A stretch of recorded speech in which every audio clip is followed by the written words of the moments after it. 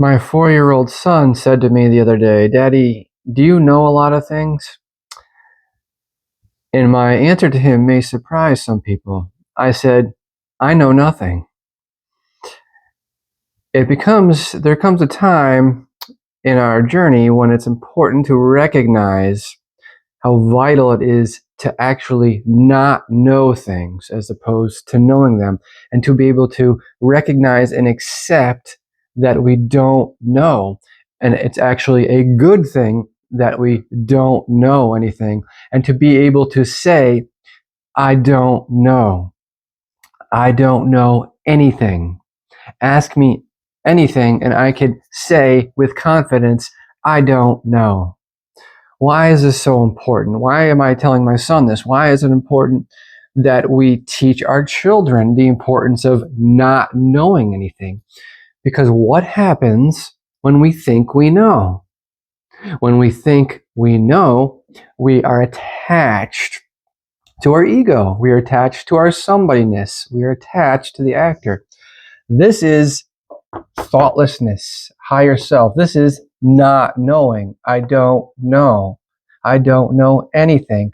This is the highest perspective. What happens in the center of the circle, right? What happens when we think we know? We become attached to our somebodyness, our actor, ego, right?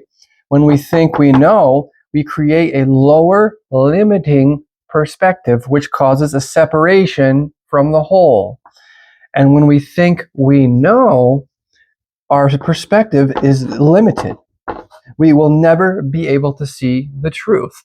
When medical doctors think they know, or people think they know about their diets, but are also eating foods that are destroying themselves, this comes kind of back to ignorance. What is ignorance? Ignorance is many things, but ignorance is people think they know.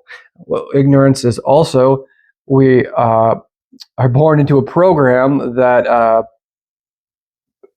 perpetuates emotional trauma. So there's many things that fit on the arc of emotional trauma and suppressing traumas, and not having enough emotional balance to deal with certain information or accepting information. But let's get back to not knowing. A little side note there. When we think we know anything, we are trapped in lower limiting perspectives. And so there's always a higher perspective. The divine perspective, higher self, the thoughtless, not knowing state allows us to see it all and just observe and not be attached to knowing. Everyone thinks they know. A lot of people, you can't tell anyone anything because everyone thinks they know. It's because they're caught in their ego, identifying with their ego. They think they're in control. They think there's somebody doing something. All these things are what happens when we identify with the ego or somebodyness. So that's why it's important to recognize and eventually in our journey be able to accept not knowing. How do we get there? If we think we know and we like, well, I want a higher perspective. I don't want to be attached. I don't want to be trapped in the illusion. And also, when we think we know and we think we're in control, what are we also stuck in? We're going to be stuck in the cycles of suffering, because you're never going to see the truth if you think you know. When you think you're in control, you're always going to be attached to outcomes. You're always going to have expectations, which obviously they're not always going to go your way. When we realize as the observer we're not in control, there is no control. When we realize I don't know, and we can easily say that and accept that about anything. Remember, it's important we apply this to everything. Even, like, again, an example I often use is my diet, right?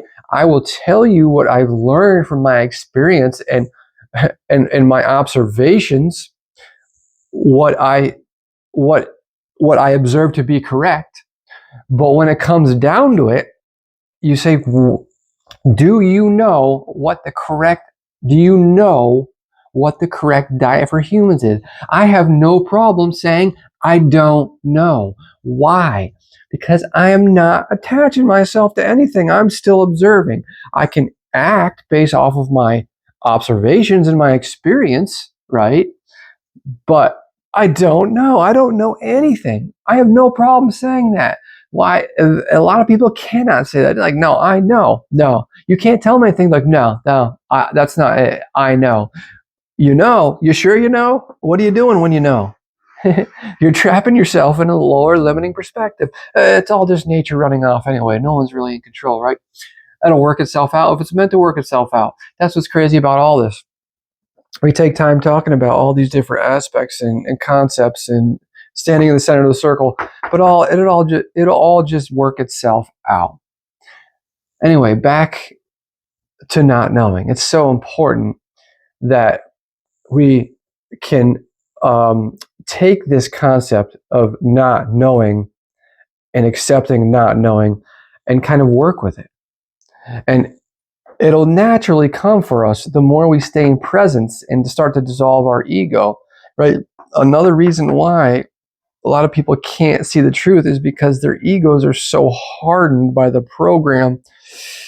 They haven't reached a point of trauma or other means to start to crack open their ego to allow them some light from the center of the circle, from the divine, to get them to start to move toward the center of the circle.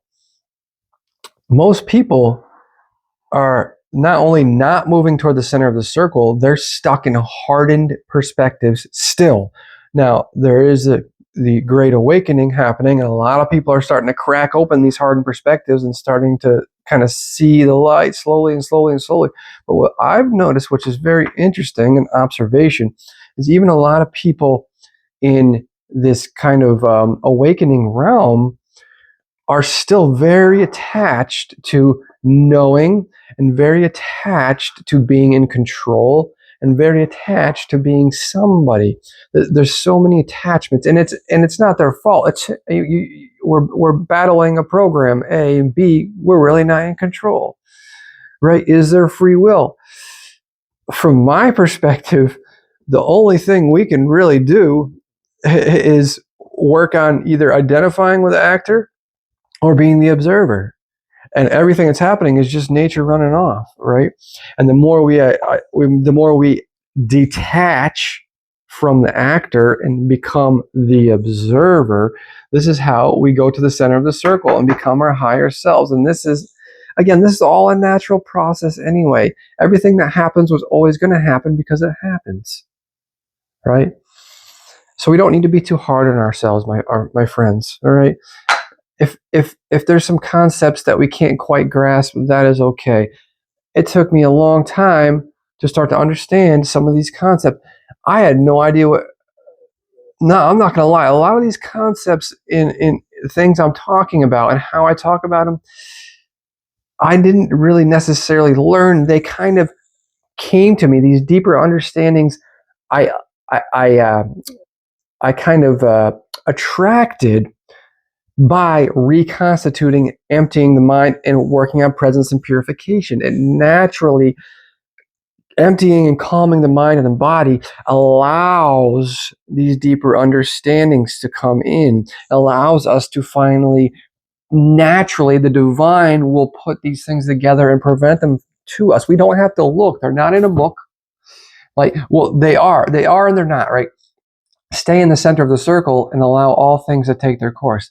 That's in a book. Understanding it is not in a book. Understanding it is up to you.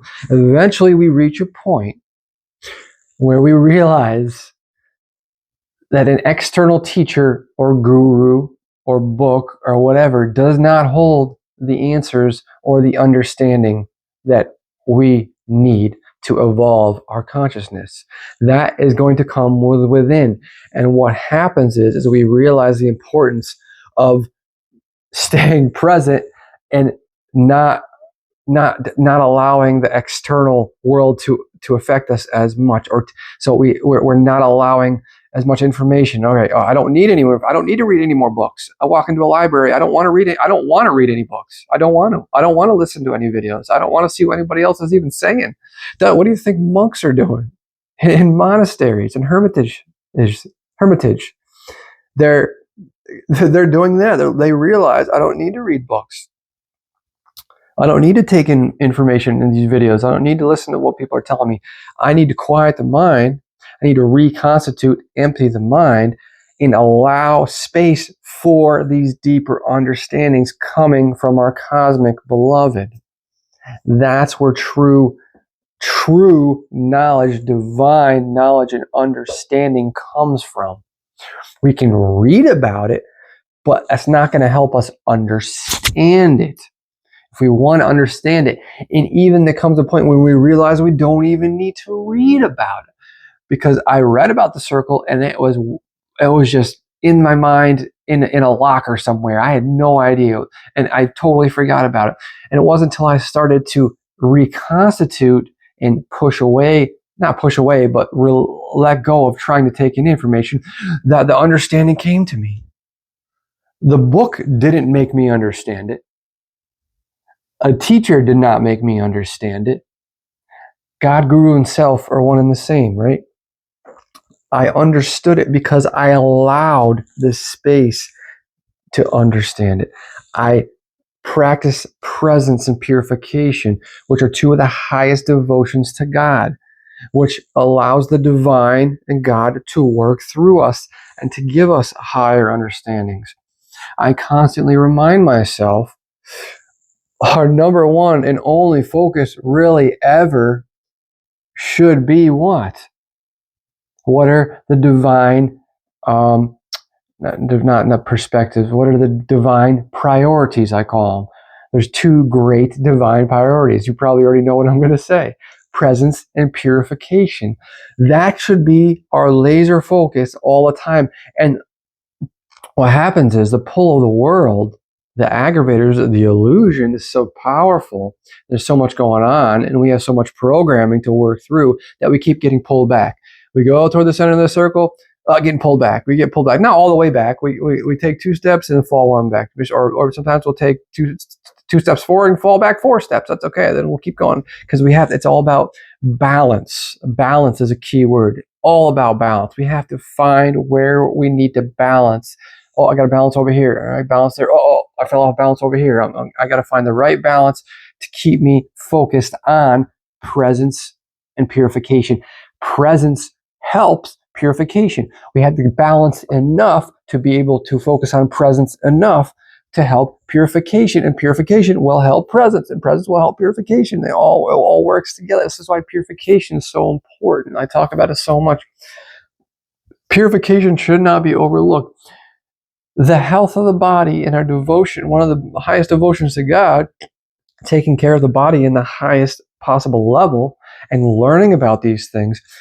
It can take time though, because what happens is a lot of time the programming in our egos are so powerful that there's something holding on that won't let us see what the truth is about certain things, because we're kind of still attached. We're kind of attached to old diets and old patterns and old habits. We're attached to being able to eat a certain way, to be able to do a certain thing. And if we want to keep gaining higher perspectives and seeing more and more truth, we have to just keep working on dissolving the ego. Remember, presence. Get a big banner, put it on your wall. Presence and purification every day. Oh, there it is. Put it on the back of your phone. Put it as your wallpaper on your phone. Presence and purification. Focus. Presence. You don't need to worry. You don't need to think. You don't need to plan for the future. You don't got to do any of that stuff. You don't need to. It's all a trap. The ego, the thinking mind gets you caught in thinking you're somebody doing something, thinking you're in control, thinking things are happening to you, thinking you know. These are all traps of the ego that are caused by thinking. That's why presence, surrender, the thoughtless state is so important, because this helps us dissolve the ego. And the more we're present, the more we're dissolving the ego. So it's a constant practice, practicing presence. So always come back. If you're struggling, if you're stressed out, If you're stuck in anxiety or depression, you're thinking of something in the past, or you're stressed out about an outcome, or your expectations, or what's going to happen. If you're stressed about any of that, getting caught up in worrying about things, those are all traps of the ego, because we think we're in control. Remember, oh yeah, I'm really just the observer. All this is just a silly, silly game that I'm caught in. It's just a silly, silly illusion that I keep allowing myself to get caught in. But it's okay. That's okay. We don't have to beat ourselves up or judge ourselves or any of that. Always just be like, oh yeah, the only thing I have to do ever is pure presence and purification. That's it. Nothing. Everything else will be perfect, because when I'm present, I am surrendering fully to the divine creator, our cosmic beloved, and cosmic beloved will take care of everything. And we're just nature running off anyway. All we ever have to do is be present and observe, and purify the body, which helps us be present and observe, and allow the divine to work through us. So today, I've been struggling. I had a rough week mentally, because I get caught in the game. I get caught in thinking I had control, because sometimes you really get lost in the cycles of thought, kind of take you off running for a while, up until you, even though you're trying to fight it with mantra, but you really think the ego is a tricky little bastard. The ego, you think you got rid of it, you think you got rid of parts of it, but there's other parts of it that are still hanging on, and they'll keep grabbing you, and they'll pull you back down a bit, and then you climb back up out of the ego hole a little bit, then it'll pull you back down. So it's all about balance. Again, it comes back to balance too. We got to make sure we're eating correctly, so our chemistry is more balanced. We got to make sure we're sleeping, hydrating, exercise, sunlight, doing things like yoga, getting enough relaxation, calming the mind. All these things are important in balance, in pursuing presence and purification. So it's just a process. Just kind of do your best and let it all. And again, it can take some time to see results sometimes. Like, I've been doing it for over 5 years, which is really not that long at all. I was stuck in a lot of bad places for the first 3 or 4 years, basically. It was tough. I didn't see any results, but I knew what I had to do.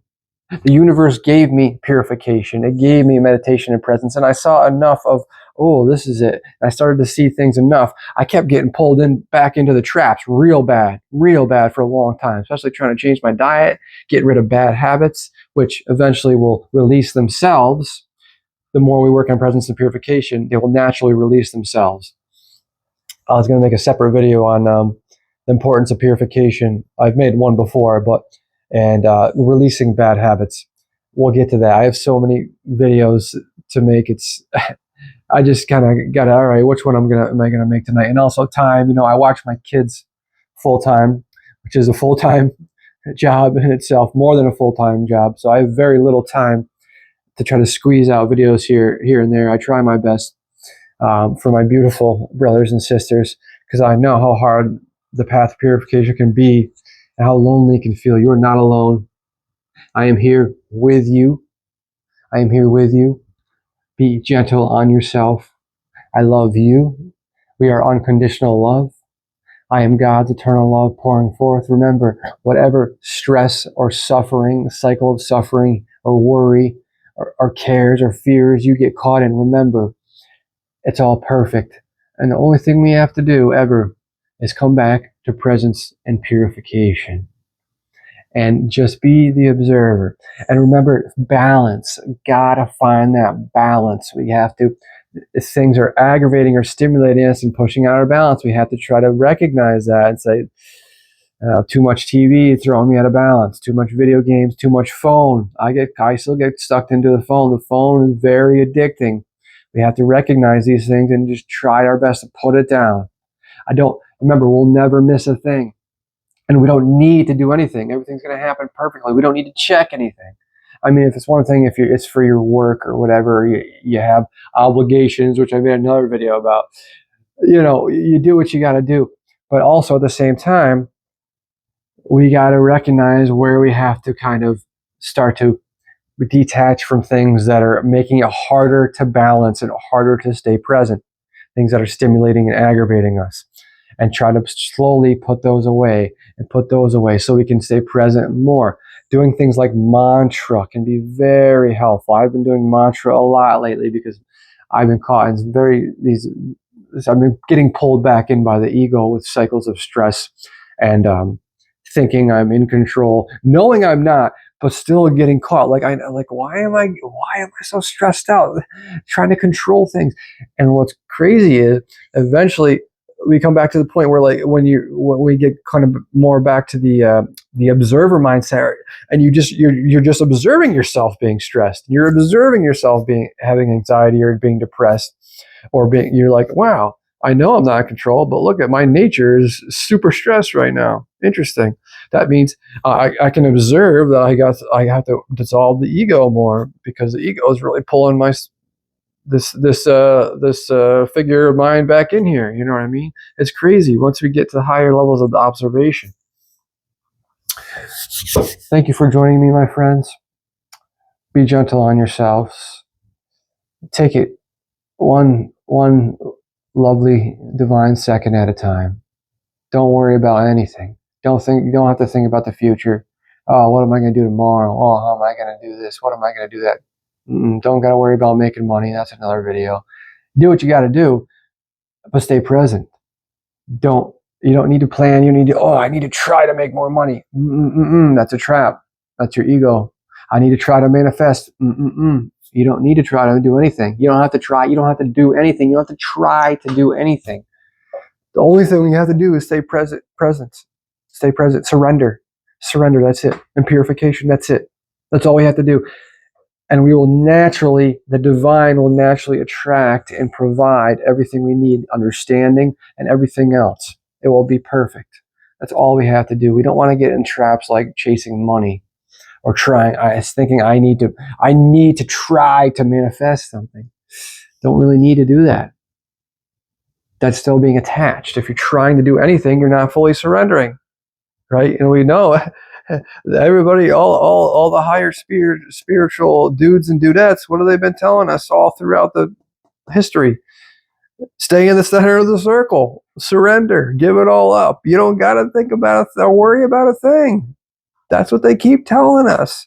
But we still think we got to chase money. We still think we got to try to manifest things. We still think we have control. But what is surrender? Well, let's go back to control real quick, and then I'll cut it off. I know I can go forever.